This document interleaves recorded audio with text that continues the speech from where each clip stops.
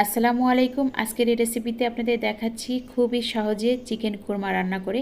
যে কেউ আপনারা এই চিকেন কোরমাটি রান্না করে নিতে পারবেন। আর গরম গরম পোলার সাথে এই চিকেন কোরমাটা খেতে অনেক বেশি মজার হবে। তাহলে চলুন পুরো ভিডিওটি দেখে নিই কীভাবে আমি এই চিকেন কোরমাটি রান্না করে নিই। প্রথমে এখানে আমি চিকেন নিয়েছি, রোস্টের পিস করেই কেটে নিয়েছি। এখানে আমি নিয়েছি সব চিকেন কোরমা রান্না করার জন্য মশলা। এখন এগুলো আমি গুঁড়া করে নিব। এই তো এখানে চিকেনের ভিতরে আমি দিয়ে দিব টক দই, 1 টেবিল চামচের মতো টক দই দিয়ে দিলাম। সেই সাথে এই যে মশলাটা রেখেছিলাম সেই মশলাটা আমি গুঁড়া করে নিচ্ছি। এখন দিয়ে দিলাম বাদাম আর কিশমিশ বাটা দিয়ে এখন এই চিকেনের সাথে ভালো করে আমি মিশিয়ে নিচ্ছি।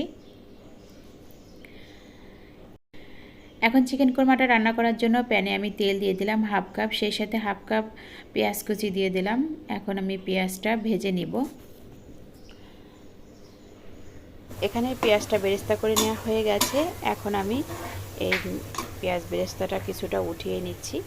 তারপর এর ভিতরে আমি এই তো চিকেনগুলো দিয়ে দিচ্ছি।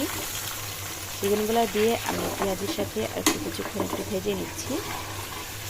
তারপর এর ভিতরে আমি দিয়ে দিব কাঁচামরিচ আর ছোট্ট একটি পেঁয়াজ বাটা। এখন আবার একটু আমি মিশিয়ে নিচ্ছি। এই তো এখন আমি এর ভিতরে দিয়ে দিব আদা রসুন বাটা। এখন আমি এর ভিতরে এই যে স্বাদ মতো লবণ দিয়ে দিচ্ছি। এখন দিয়ে দিচ্ছি সামান্য একটু লাল মরিচের গুঁড়া, এটা একটু কালারের জন্য বা ঝালের জন্য, আপনারা না চাইলে দিতে পারেন। এখন আমি এই যে দিয়ে দিলাম আস্ত গরম মশলা। এখন আমি এই তো চিকেনটা আবার ভালো করে একটু কষিয়ে নিচ্ছি। এখানে চিকেনটা আমার কষানো হয়ে গেছে। এখন আমি দিয়ে দেব 2 কাপ লিকুইড দুধ। এখন ভালো করে মিশিয়ে আমি এই চিকেনটা এখন রান্না করে নিচ্ছি। আমি সামান্য পরিমাণ একটু চিনি দিয়ে দিলাম। এখন আমি দিয়ে দিব কয়েকটি কাঁচামরিচ।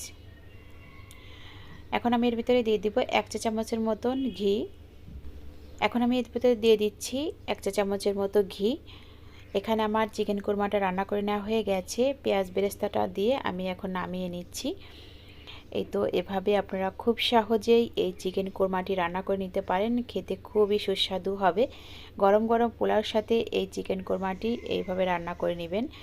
আর আশা করি রেসিপিটি আপনাদের কাছে ভালো লেগেছে। আজকের এই রেসিপিটি দেখার জন্য সবাইকে অনেক অনেক ধন্যবাদ। সবাই ভালো থাকবেন, সুস্থ থাকবেন। আল্লাহ হাফেজ।